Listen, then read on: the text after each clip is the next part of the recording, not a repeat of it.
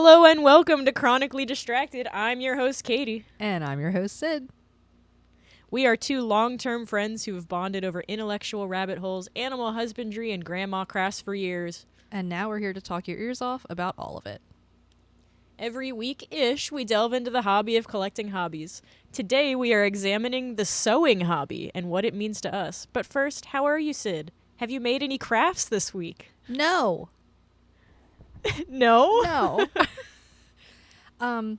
No. But I did buy fabric, and I have it here with me. I'm very excited. Show and tell. Show and tell. This beautiful. Oh my goodness! Beautiful. It's a canvas duck fabric. Duck. Is that it? Duck? Is that the word? For the textile? Yes. Is it duck? I have no idea. Anyway, it's birds. There's birds. It's like a thick upholstery fabric. Where'd you get it? A Facebook group where people who also collect fabric as a hobby sell to other people who collect fabric as a hobby, because collecting fabric and sewing are two different hobbies. And I'm gonna make curtains out of the burbs. Cute. So, no, I did not make Well, anything. congrats on your acquisition. But I bought something and it brought me the most serotonin. So what have you made this week? I know you've made something. I have. I finished a hanging quilt for my little brother. Hang on. It is a giant Lego. I made the pattern myself. That's so incredible. My little brother is an environmental engineering major.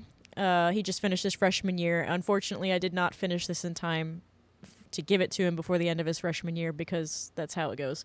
But he'll have it for the next 3 years. He really likes Legos. He builds Legos with his girlfriend all the time. And I just thought, so it's hard to see, but these are like, they're like vines, and then the back is ferns.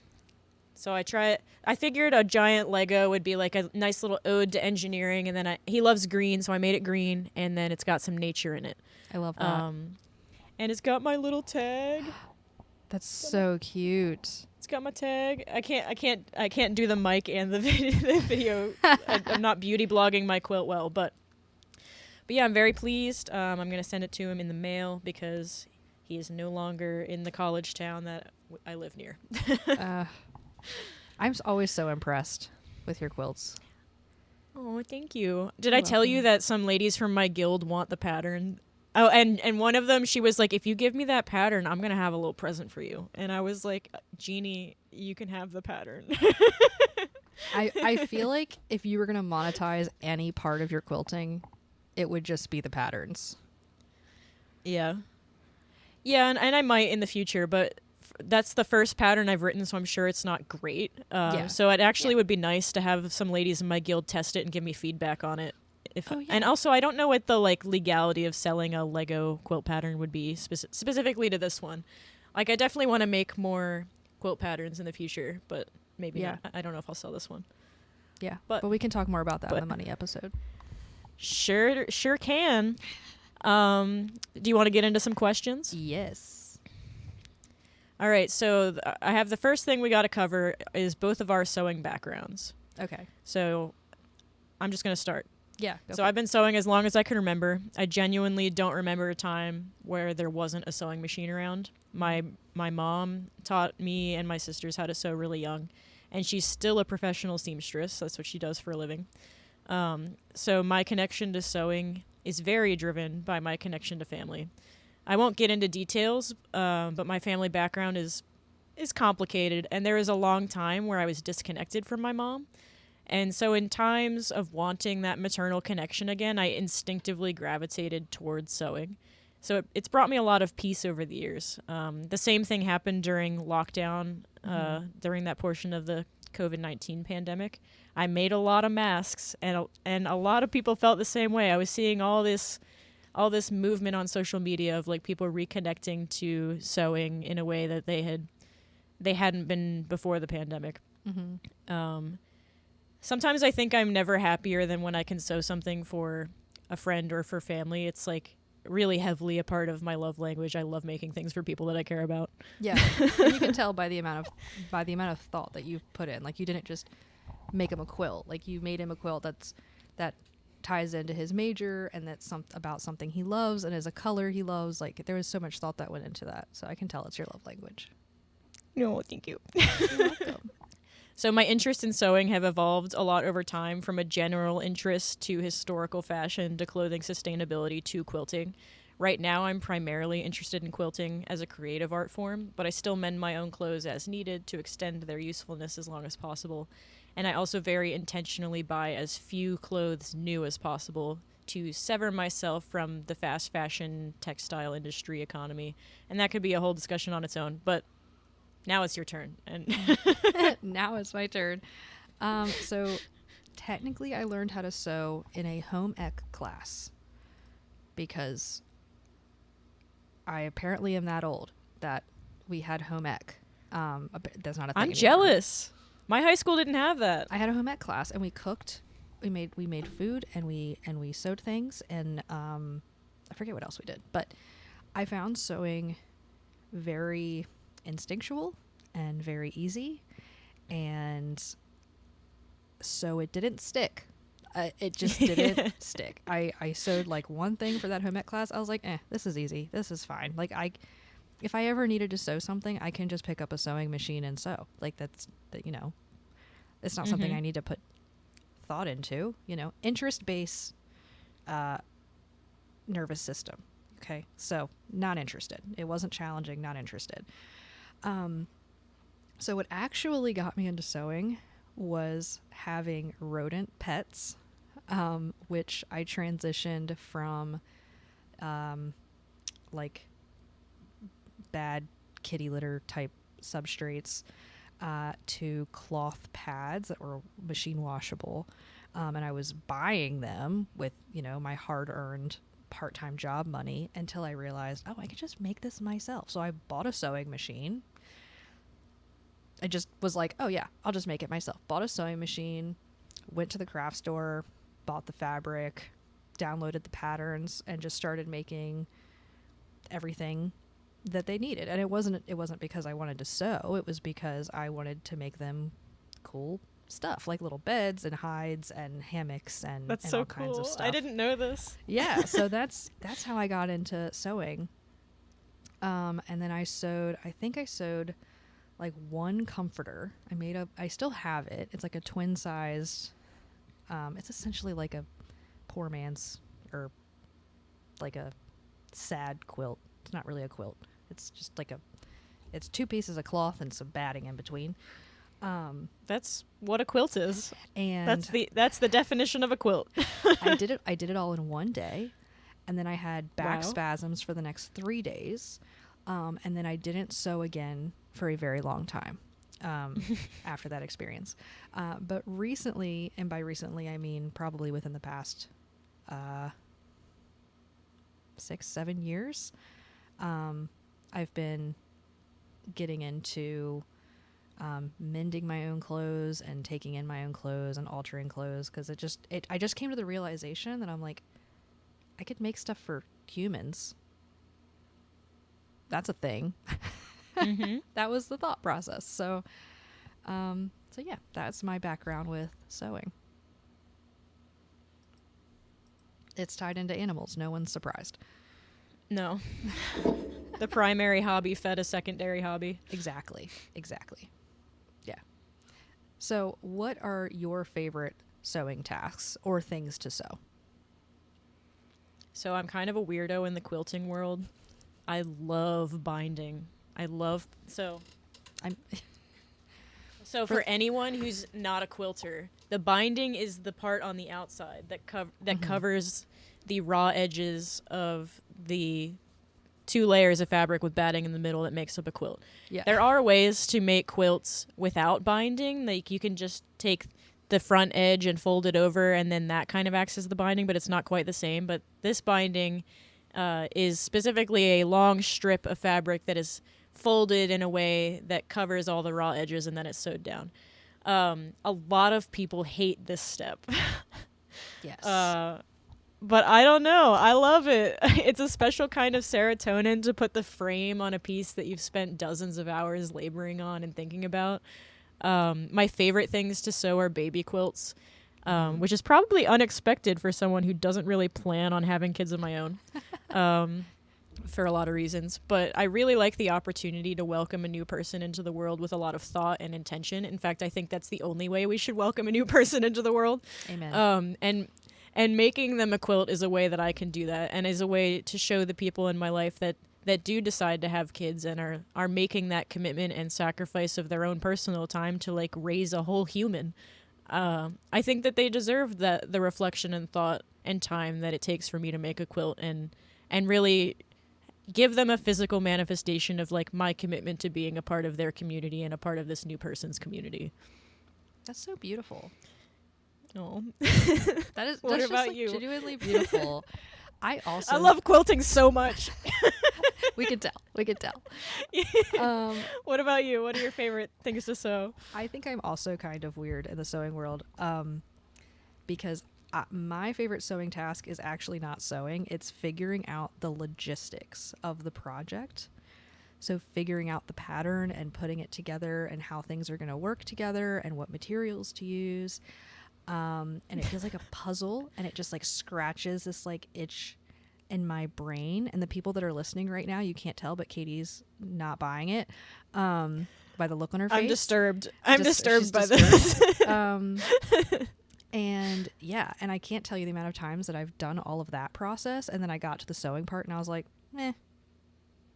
the fun was over. And well, what we should really do is you write the pattern and I put the project together. If we can find things that we're both really interested in, like, oh wow, I should really have you look at the pattern that I wrote. I mean, we haven't really talked about it, so yeah, no, we totally should. We should totally do that. Let's collab on another aspect of our life. Okay, maybe after the season's over.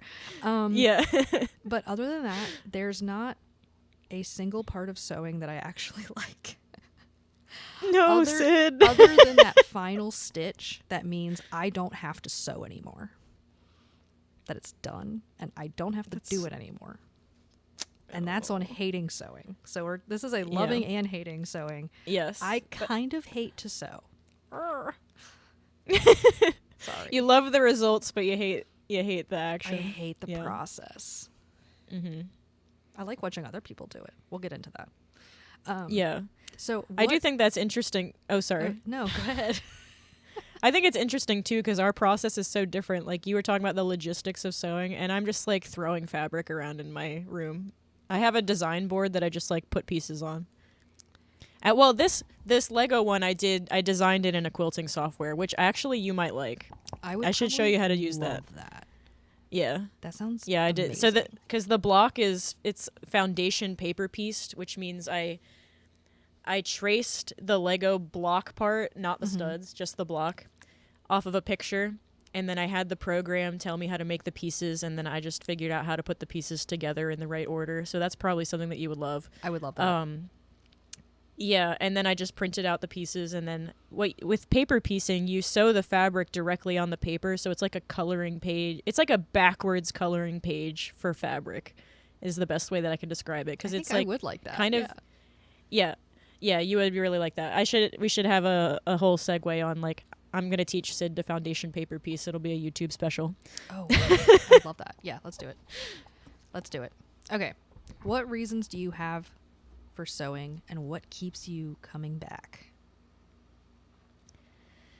Well, sewing feels less like a hobby to me at this point and more like a natural behavior. Like I'm going to eat, I'm going to sleep, and I'm going to sew.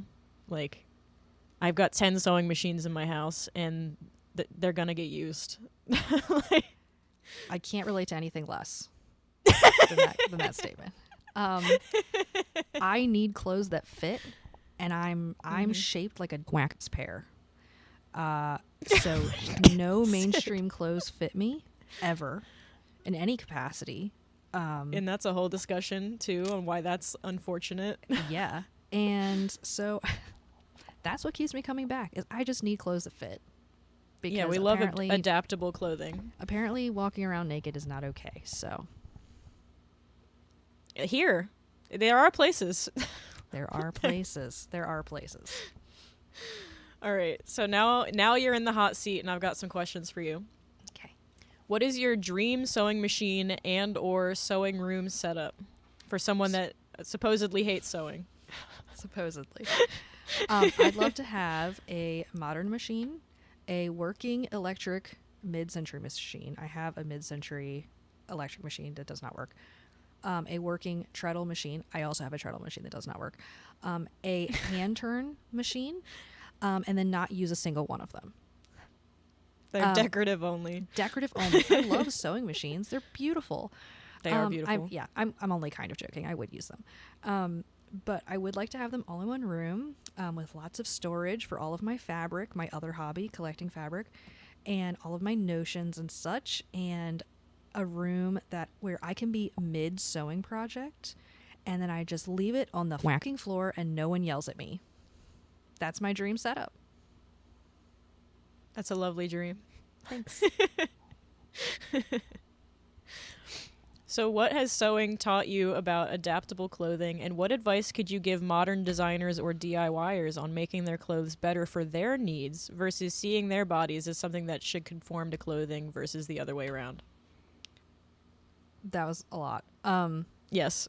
So this could be a whole episode in and of its own. I want to start by saying that part of the reason that I started getting into modifying clothes for myself was because of my chronic illnesses and the chronic pain that I have, and being unable to tolerate pressure in certain areas of my body, especially around like my midsection. So I was having to modify clothes or buy pants 2 sizes too big and then put elastic in the waistband so that I would actually wear them and they would be comfortable and I wouldn't be in pain all day. But so that's kind of like what got me into this realm. But basically sewing and learning about sewing has taught me that modern clothes are stupid as whack. Quack. Yeah, there's going to be a lot of quacks. Hold on to your ducks. Our sizing is stupid.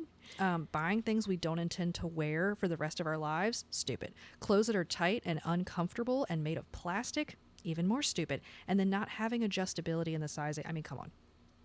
That's dumb. Mm-hmm. So historical dressmakers were so much smarter than we were.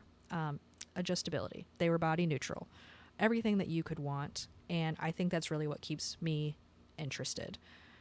Because the clothes that I want, either they just don't exist or they're too expensive for me. Like I see them on Facebook. They pop up in my ads because Facebook knows what I want.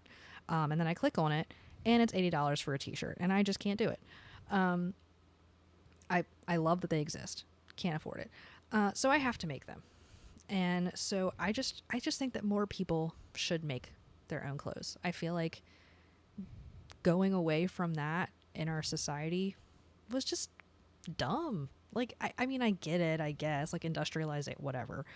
But you should be able to make your own clothes for your own body, stuff that you like the way that you look in and you like the way that you feel in. And I think that's what, even though I hate the process, like that's what keeps me coming back to the whole DIY aspect of sewing. Yeah, and having a respect for how long sewing a garment actually takes. I think there's this widespread misconception that modern clothes are all made by robots, and that's not true. No. Every item of clothing that you're wearing is sewn by a person. And whether that person is getting fair wages at the price points that people are buying at leaves a lot to be desired. Yeah. Yeah. Yeah. It's clothing is quality clothing is expensive for a reason. Yes, and it should be. Yeah. I just can't afford it. That's all. Yeah. Oh, yeah. I mean, the only way I can afford it is by sewing my own clothes or adapting stuff I thrift. Yeah. Exactly. 100%.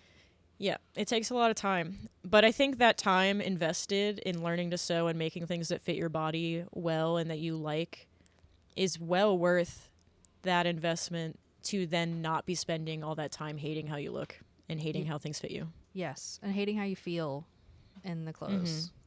Yeah.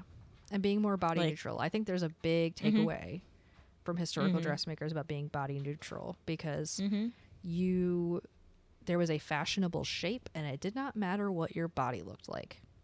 Because if you didn't have that shape, they could just put some padding on you, and then voila, you're that shape. It's all illusions and padding and patterns and the way the clothes were made to give you that shape.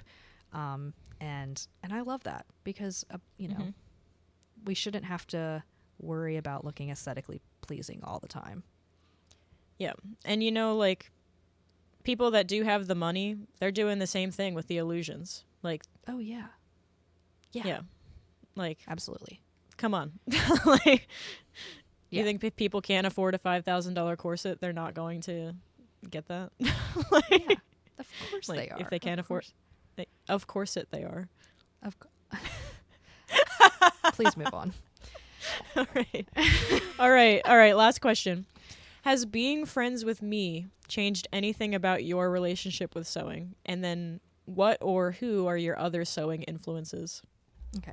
Two-parter question. So part one, being friends with you made me realize that there are two different types of people that sew.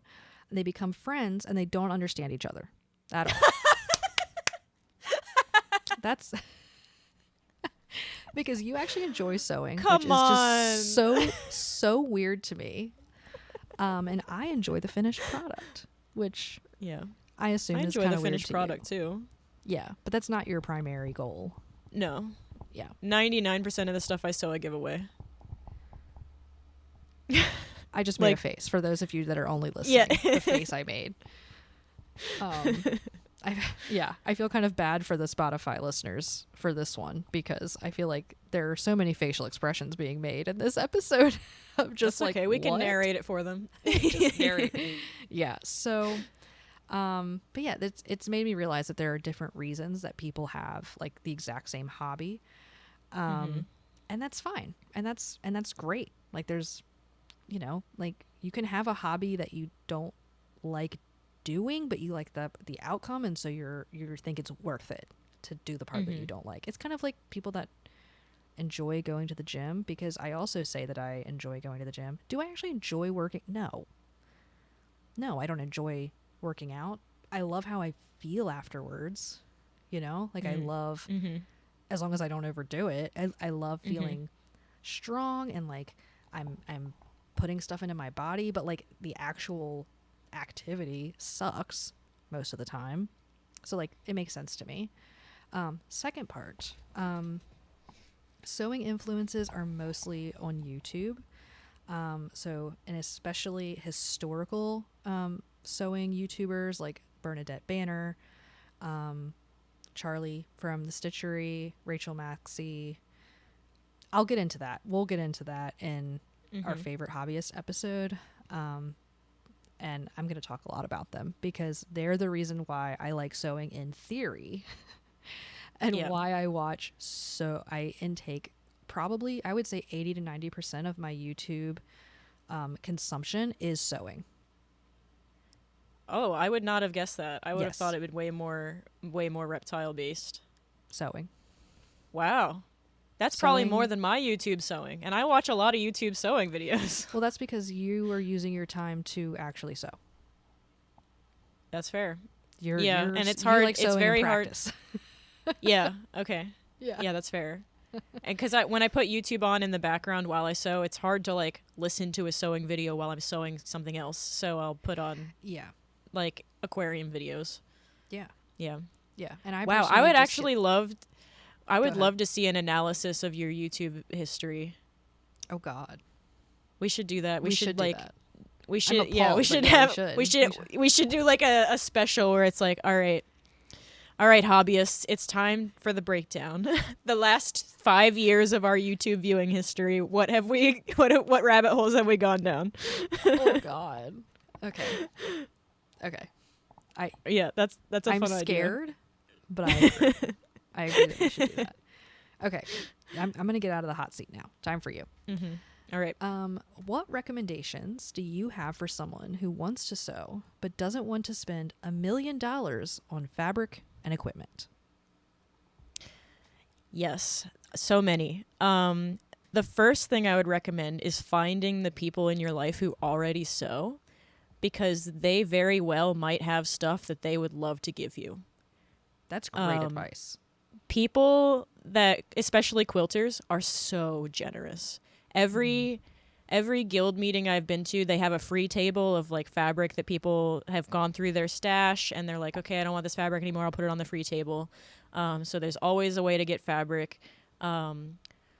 Old people are preparing for the end, so they always want to get rid of stuff. I'm that's morbid, but it's true.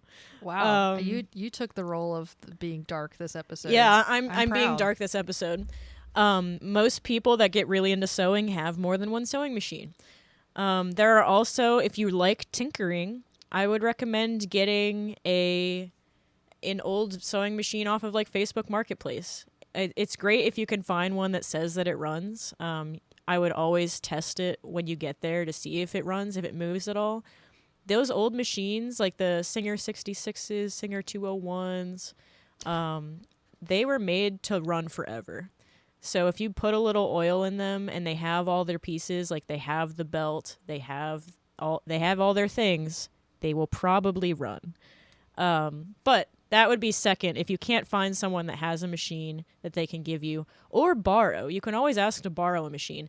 And actually, it might be worth looking into your local library too, because a lot of libraries have like a community garage where they might have tools like sewing machines that they can lend.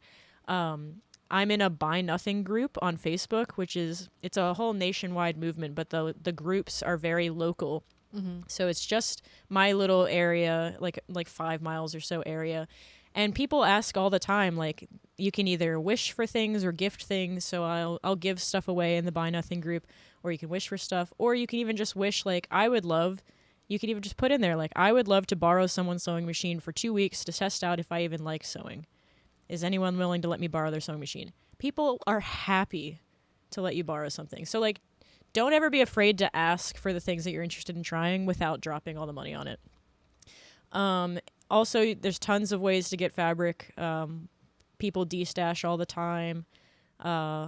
Before I had like an actual income, I would just I would raid clearances. I would go to yard sales, because a lot of times yard sales or estate sales, like if an old person dies and they were a quilter, they'll just have bins and bins and bins of fabric. Mm-hmm. You can search on. I have saved searches set on Facebook Marketplace for fabric and sewing machines, so every time something new in my area comes up, I get a notification about it, because I'm like a freak, because I have like specific things I'm looking for. But you can automate your search if there are things that you're looking for and you want to spend as little money on it as possible. Yeah. That being said, I spend a lot of money on quilting.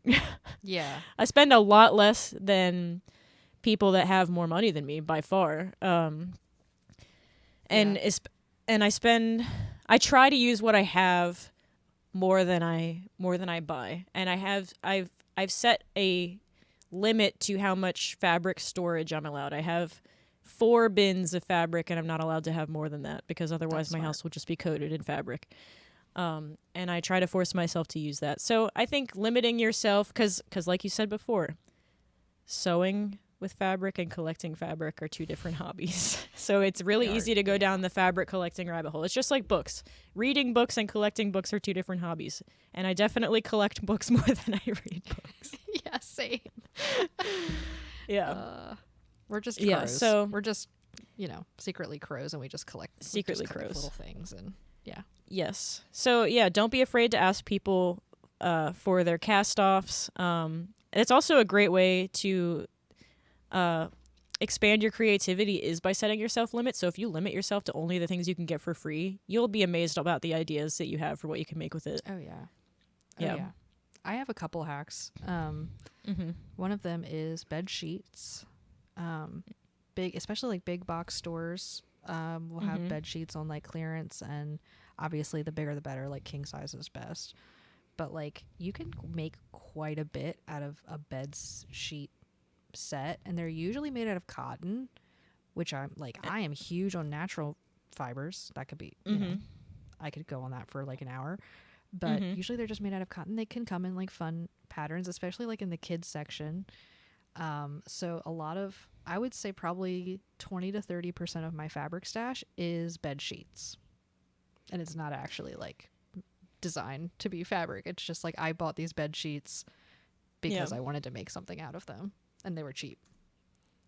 Yeah, and what you search for would depend on like what you would want to make. Like people that want to make garments would want yardage that they could find in a bed sheet. Whereas if you're making a quilt, you don't need a big piece of fabric because you're going to be putting a lot of small pieces of fabric together to make something bigger. And honestly, I would recommend to a beginner to start with a small project. Oh yeah. It's so tempting to I've heard so many stories of people when they start quilting and they're like, I want to make a quilt for my queen size bed, and then they hate it because they're sewing a queen size quilt and it's heavy and they're on their domestic machine. It's like a whole chore even for an able-bodied person. I recommend starting with my small. twin size comforter that I made, the first ever real sewing project that I did. Yeah. Yeah. And if you want to make, like, so people get into quilting because they want to make gifts for people. You don't have to make people a whole quilt for their bed. You can make them a little wall hanging quilt. Yeah. Honestly, they'd probably fit in their house better. Yes. As someone who has been gifted a lot of quilts in my lifetime, and I love them all, I can't use them all. You know, like, and so a lot of them just end up like folded up in a box or in a tub or something, because it's like I only have so many beds or so many places that it's reasonable to store a queen size like couch quilt. blankets. Yeah, or like a couch blanket. Yeah, so like even like smaller size blankets are nice or smaller quilts or baby quilts or whatever are nice because you can just throw them over a chair or whatever. Oh, I love a lap quilt. Oh, a lap quilt is excellent. Excellent. Yeah. Yeah, so start small. Start small. You could even start with just hand sewing. I mean, this is coming from someone that doesn't like hand sewing, but if you really don't have any money and you genuinely don't, needles. You can get a pack of needles for $3.50, and then thread. If you get thread at Walmart, it's like another $3. Yep. And you could cut up some shirts that you have and you don't like and start with that. Like, there are no rules. There are no quality control quilt police or sewing police that are in your house spectating everything that you're doing. Yeah. Cut the fabric up and play with it. Sew it together, and if you like it, great. If you don't like it, you can always rip the stitches out and try something else. Yeah. Go buy a $1 tablecloth from a thrift store and make it into something. Like, cloth is cloth. I've seen super cool outfits made out of tablecloths on YouTube, or Makara Tours is another great one. Makara Tours can make like a whole like red carpet outfit out of random stuff from the thrift store. Oh, I don't need another YouTuber, Katie. You'd love her. Dang, okay, send me a She looks like Barbie. Anyway, she got a Prius that she decorated to look like the Barbie car. That's love her adorable. So much. I love that. Yeah. I love that. Okay, so besides spending money, what is your number one piece of advice for a new sewist? Okay. So if they want to hand sew, this doesn't apply to them. But if they get a sewing machine, read the sewing machine manual. I promise it's not as boring and useless as it sounds. Hang on. I read this in our notes. I don't even know where my sewing machine manual is. Sid. I don't even know what sewing machine I have. Okay, well. All right. Well, the first thing is first, you need to know what sewing machine you have. And then if it didn't come with a manual, if you got it secondhand, you can find a manual for free online. But these handy little books, I got this one for my Kenmore. I got this one for my modern machine, which is currently broken, but I know what's wrong with it. Because she read the manual.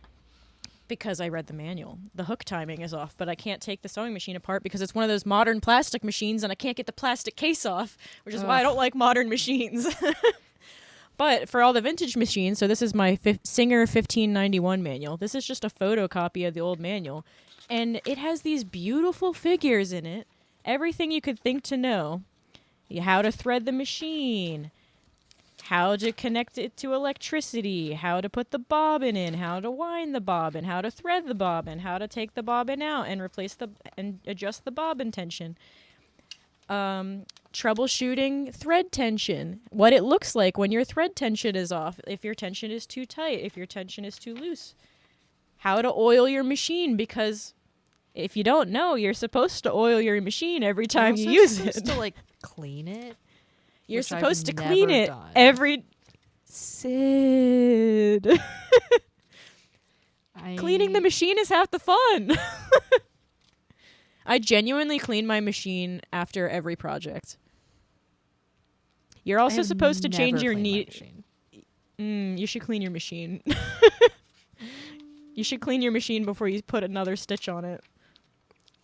I probably won't. There's information in the manual on how to clean the machine. If you bought a sewing machine new, it'll tell you what tools to use to clean your machine. Like, I really can't overstate how important the manual is. And how much time you will save if you just set a half an hour aside and read through it.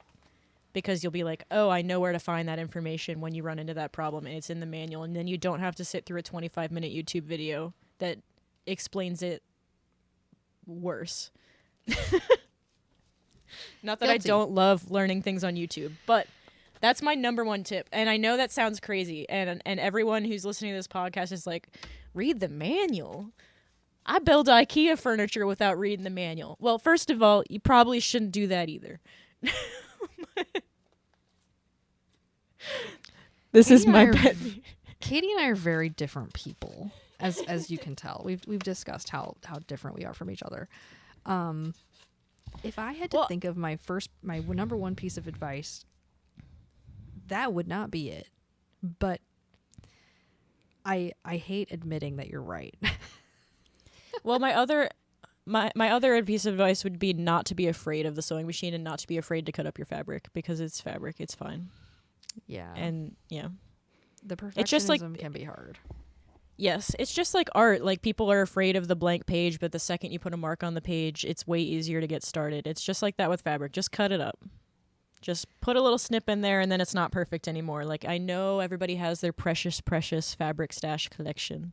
We have all these beautiful fabrics that we want to use, but we need to find the perfect fabric for it, or perfect project for it. I'm looking at you, Sid. Stop looking at me. But you could die before the perfect project arrives. You really are the dark one in this episode. I'm being dark today. I'm just constantly thinking about my own mortality. It's fine. And that's part of why I sew so much for my friends, because I'm like, I could die tomorrow. I want to make sure these people have things to remember me by. You know, you're making great points. There is no perfect project. Yeah. There is no. It's kind of the same vein as like, don't save an outfit for a perfect occasion. Like, if you want to wear an outfit, if you want to look like you're going to a ball at the grocery store, do it. Same thing with fabric. Use your fabric, cut your fabric. Am I going to take any of this advice? Probably not, but you should. I do. I take that. I very rarely. That's not true. This is advice I will always listen to. How about that? This particular advice. So what has it been like joining a quilt guild? Can you tell us a little bit about a quilt guild? Yeah, so a quilt guild is like a sewing club specifically for quilters. They've been around for ages. You know, back in the day, women would just get together and quilt together for like social gatherings.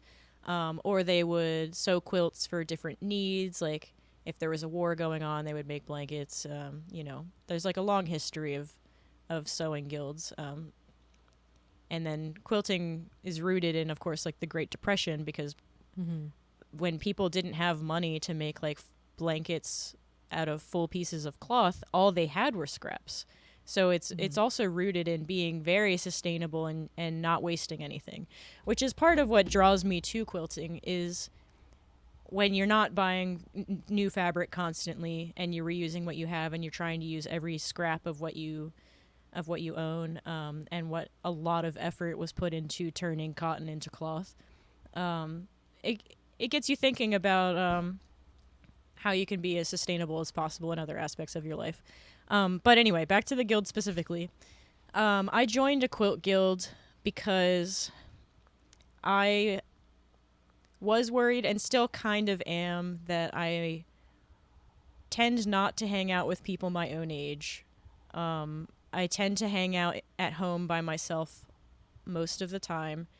I'm very active chatting all day long with like my close circle, but I didn't want to not have a community where I am, because not all my friends live near me, right? And I'm in a birding club. Birding is in bird watching. And the average age of the bird watchers is retired. And initially I was hesitant about joining a sewing guild, like a quilt guild, because I figured the average age of quilters is also retired. And that is true, but I'm not the only young person in the guild. And I have to say, it's really exceeded my expectations with the energy level that the ladies in my guild bring. Like, I would have expected, like, maybe this is my own prejudice, but I kind of would have expected, like, a room full of old ladies to feel more tired, but they are bursting with energy. And I love talking to them. So we have an in-person meeting every month, and then we have virtual sew-ins every Saturday morning, and I live for my Zoom session on Saturday mornings with my quilt guild. Because we're all sitting in our own house, and we do like a show and tell of the projects that we're working on, and we talk about like the different patterns we're interested in, and then really after that we just shoot the shit. I love that. Yeah, so and wholesome.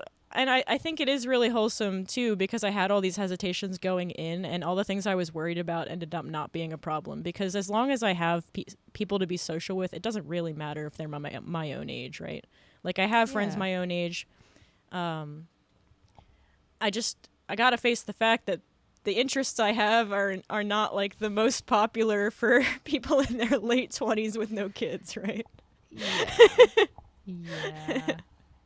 Yeah, so I think overall it's been super positive. I just entered my latest big quilt. I say big, but it's like a twin size-ish quilt into my guild's show. So it's the first time I've ever entered a quilt into a show, and I entered it to be judged, which means I will get feedback from like professional quilters after the show on what they thought and things I could improve on. That's amazing. Yeah, so I just think it's a good way to meet people in your area that share the passion, and I don't think you have to be afraid of it if you're a young person like me. There are other young people in my guild. There's like 3 of them. Oh my gosh, I didn't tell you this, Sid, but the person that's closest to me in age, I went and sat next to her at the last guild meeting, and I was like, so what are you working on? And she showed me a picture, and she's working on a quilt that's just an ear of corn. Like, she's like appliquing. It's literally just like a square, and then the center is an ear of corn, and with the husks coming out, and she has all the seeds of the corn, or like the rainbow corn, you know what I'm talking about? So she's like making all of them out of different fabrics that she's appliquing, and I'm like, I'm so freaking glad I asked you what you're working on, because this is so fun. I'm always astounded by the creativity of other people. Like I would have never, an ear of corn. I would have never. So weird and so cool. Yeah, so weird and so cool. And before that, at the last guild meeting before that, we do show and tell every meeting. So if you finish a project, you can just bring it up at the end of the meeting and talk to people about your project. She had made these mini quilts out of T-shirts from Hawaii, and put these like it had like furniture fringe all around it, and I was like, I would never have thought to do that, and it's also so fun. Like, that is such an art piece. Like, wow, amazing. Yeah. So this wasn't in our notes. It was just something that I was thinking about. I'm going off the rails. Go off the rails. I'm going off the rails because we have the time. Why not? In the first episode, you mentioned a little bit about how you felt with like sewing being a very gendered hobby. So I thought maybe we could talk about that. Yeah, I think we should. I can't believe I didn't put it in the notes.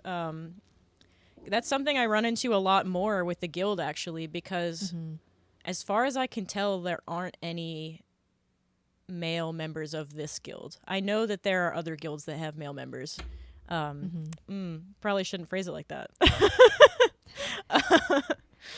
There was someone's husband at the last guild meeting, and he was called out as being the token husband. Oh no. No, it was a good vibe. It wasn't bad. It seemed like he was fine with it. It's just sad that like more men aren't getting involved. Yeah, and it's interesting because that space is very women dominated, but then the virtual space of quilting is way more inclusive. Like I follow probably more male quilters than I follow female quilters for whatever reason on Instagram. Maybe I just like what they're doing more, like I like their style or whatever. But yeah, I think it's really frustrating that quilting specifically, or sewing in general, is so gendered, because there really shouldn't be anything gender related about stitching two pieces of fabric together. But we have this whole history of women's labor being rooted in sewing. Like all the sewing of a household was the women of the household. Like for a long time, the only job a woman could get outside of the house was as a seamstress or some other sewing related job, or a spinster, which is where that term comes from. So clothing related professions, but then you have tailors were allowed to be male, but I mean, it kind of there's makes a whole sense. history. The history of that, I mean, it kind of makes sense from an evolutionary standpoint, because female Homo sapiens tend to have better fine motor skills than males, and better precision, small, like when you're looking at something really small, better eyesight with that type of thing, and also better color vision. So for them to be kind of become the person that's going to be making those sorts of things, that makes sense. Just from an evolutionary but let's not standpoint. delude ourselves and think that that's why society was Oh no, set up that way. It was set up that way so that men controlled the money. Oh yeah, and the decisions. 100%. Like yeah. I'm not talking about it like a profession. I'm just talking about it as like what jobs people are drawn to, like within a home. I'm thinking way further back than civilized. Yeah. Okay, you're not society. thinking like Western society, yeah. No, I'm thinking about us, like, stitching together two animal hides in the jungle. I'm going that far back. Sorry. Yeah. So the first time that I encountered this issue was in home ec, because it was there's two genders in the class, obviously, like it was in a public school, so it wasn't separated by, okay, girls took home ec, like everybody took home ec, which I thought was very cool. I appreciated that. And before this, my experience with sewing was like just the little things that my grandmother would sew.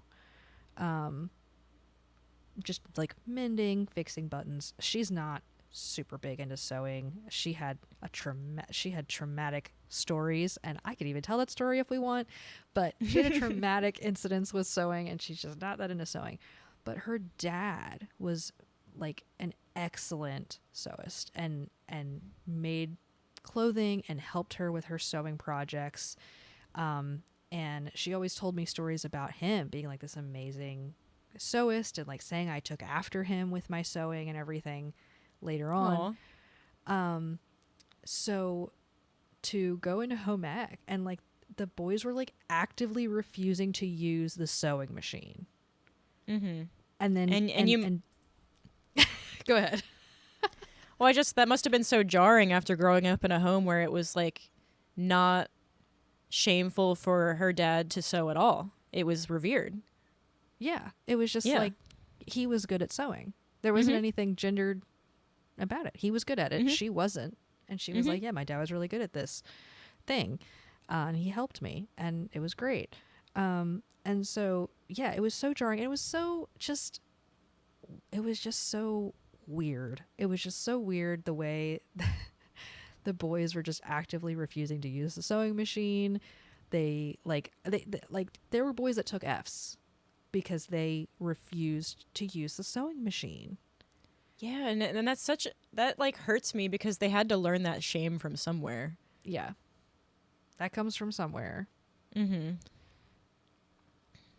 And that's just That's unfortunate because if they weren't afraid of using this seemingly girly machine, which was probably designed by a man, mind you, because sewing machines were designed by men Yeah. most of the time, because like who Yeah. was doing the engineering? I mean, not to be gendered about that, but and also the best sewing machines were also made by gun makers. Like, Oh, did yeah. you know That's this? true. That like Singer Sewing Machine Company made guns for a while, and all their guns were like flawless to the point of people would be like collecting their guns better because Oh, wow. they had all this engineering experience from sewing machines. Anyway, that's a whole that's a whole thing.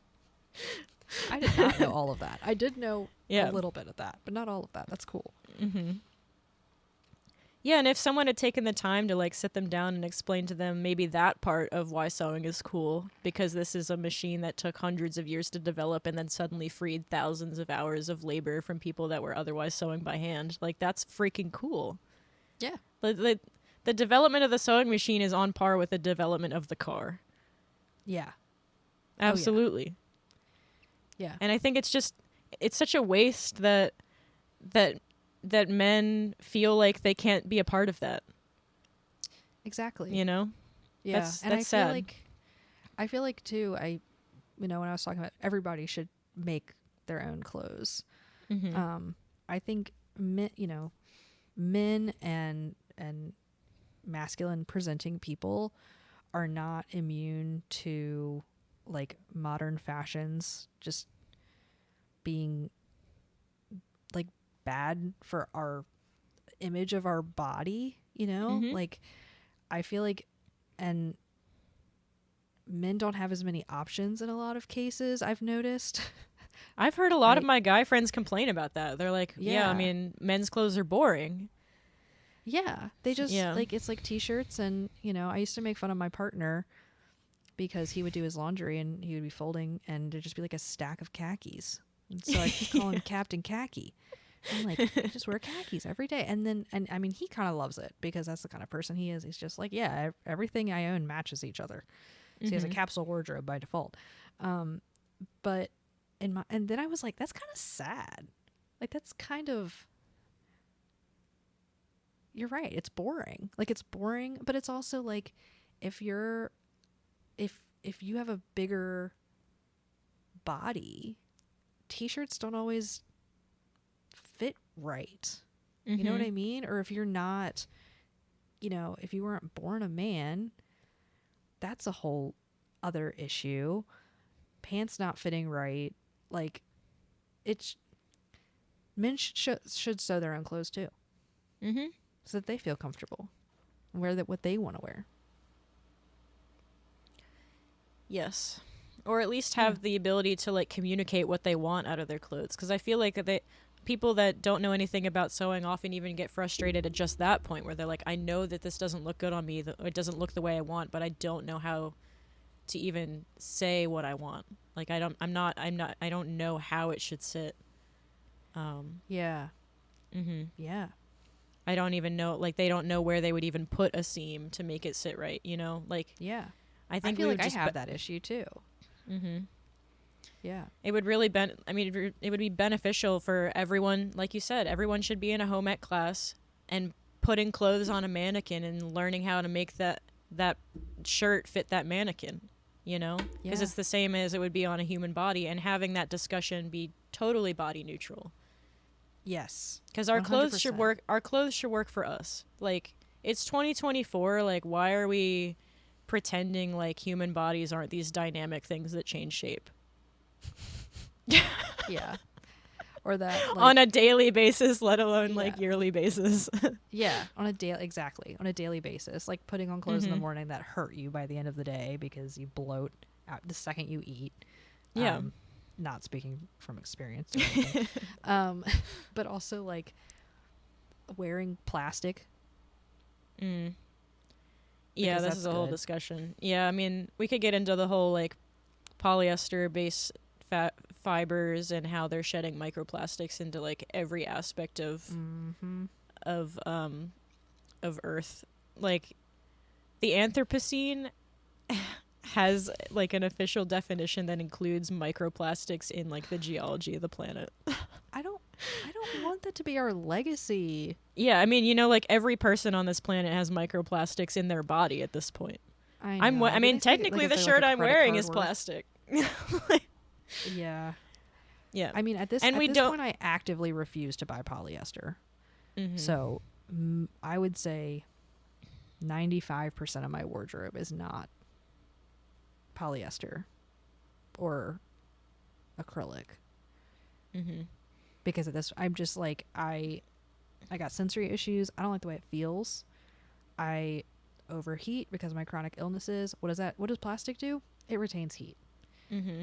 And Which is part of why all these puffy winter coats that everybody loves, they're all polyester because they just retain heat really well. Yeah, but they also don't breathe, which is why I hate coats. Yeah. I hate coats so much because Bring I would back rather just be wool. cold.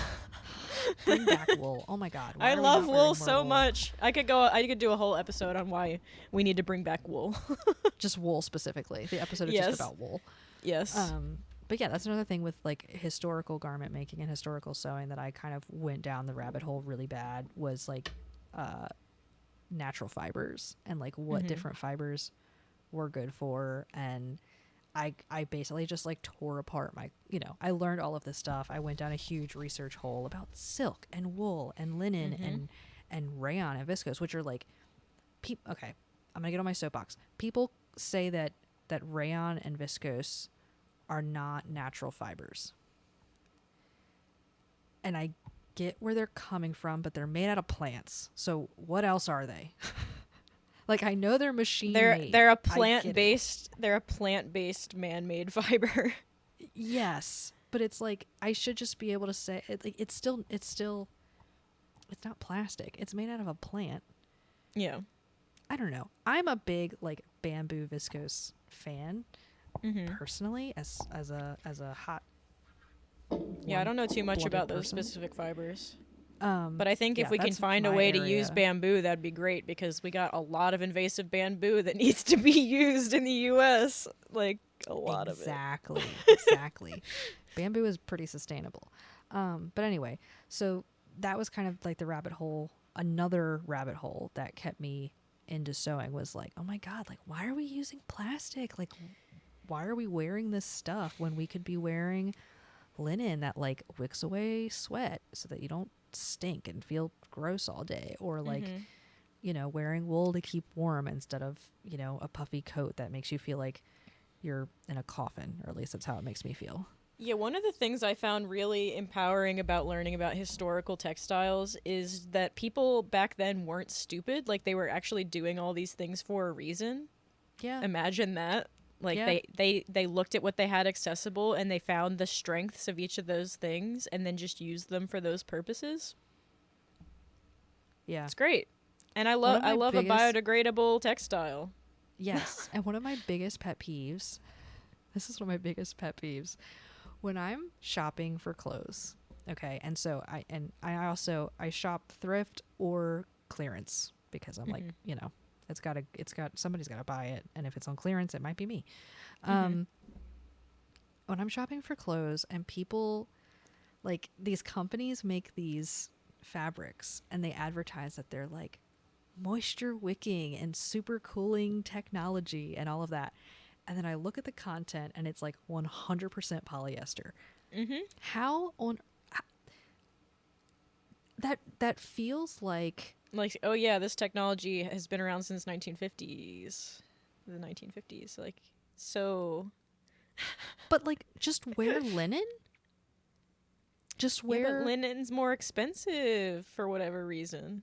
Or wear viscose, or even rayon, or even cotton. Like honestly, it just doesn't. I don't know. It just boggles my mind that they're like, oh, we have this new technology that's a fabric that wicks moisture. We've always had that. It's called linen. Mm-hmm. It's been around for centuries. I mean, you're preaching to the choir. I know, but so anyway, I have big feelings about fibers and I love it. I'm here for it. I'm here it's for part the of big my feelings. it's part of my collecting fabric hobby. Mm-hmm. You know, it's important. Well, folks, look at the time. I can't. I have time blindness. Man, don't we all? That wraps up this week's episode, which was sponsored by scrubbing algae with a toothbrush because it's genuinely enjoyable. Please join us next week as we explore our horse girl eras. Editing Sid here.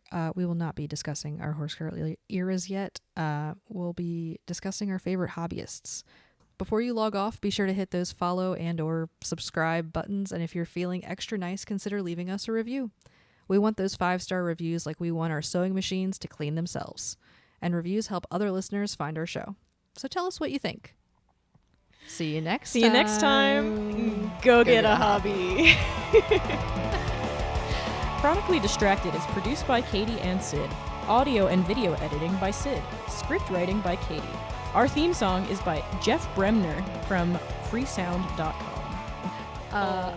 I just want to point out that normally I wrap up this week's episode, but I refused to say that scrubbing algae with a toothbrush is genuinely enjoyable. No, so I knew that. told That's Katie, why I highlighted it in purple. Yeah. I knew you wouldn't want to say that. I'm cluing in our viewers to what went on behind the scenes, because if she wants, this is a judgment-free zone,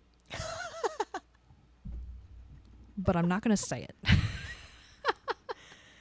You should come to my house and scrub some algae with a toothbrush in one of these tanks and tell me how addictive it is to get that glass sparkling clean. It's probably like popping a zit, isn't it? Well, I think part of the issue is that I clean to de-stress, and cleaning stresses you out. Oh, yeah. Okay. Well, So that makes sense. Maybe that's just it. Maybe that's I love de-stress. If I'm stressed out, I'm cleaning my whole house. No. Actively no.